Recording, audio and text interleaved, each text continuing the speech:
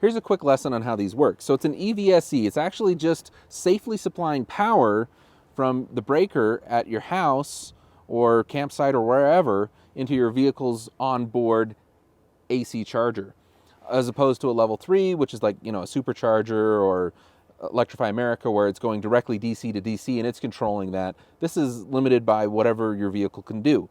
Most electric vehicles can do the 32 amps. Some of the older ones can't do that much, so it's a good thing you're able to select on here what you're able to do.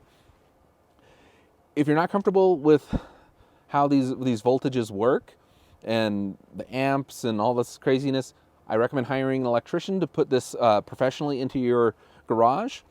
If not, you can do it yourself, and it's not that complicated. It's basically 2 wires. So on your breaker panel, you have either 100, 200, 400 amps coming in. It's 240 volts, so you got 2 phases. This uses 2. So you've got 2 legs and a ground. And you wire them into the NEMA 1450.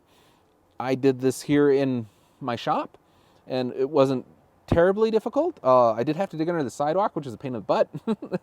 But you just follow the color code, and it's not terribly difficult. If it's legal where you live to do it yourself, do it that way. If you are comfortable with electrical, otherwise I highly recommend getting an electrician.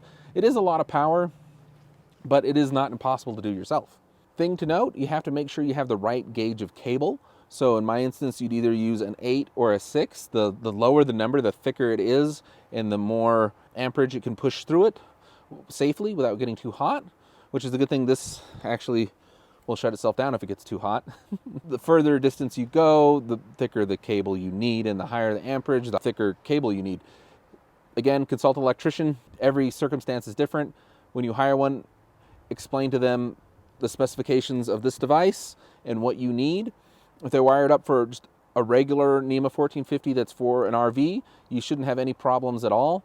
Although, if you don't have enough capacity on your panel, it can actually be set up with a lower breaker. So you could have something set up for just a simply 40 amp as opposed to a 50 or a 60 amp, because you need an extra 20% capacity above whatever the device is pulling on the breaker. Luckily, I had enough capacity that I'm not using all these devices at once, and I'm able to do my own charging.